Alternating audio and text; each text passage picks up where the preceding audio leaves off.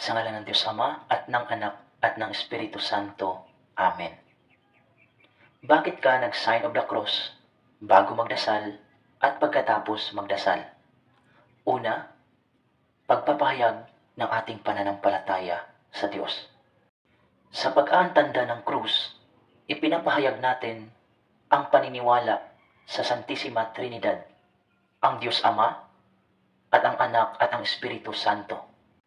Ikalawa, ang pagunita sa sakripisyo ni Kristo sa krus.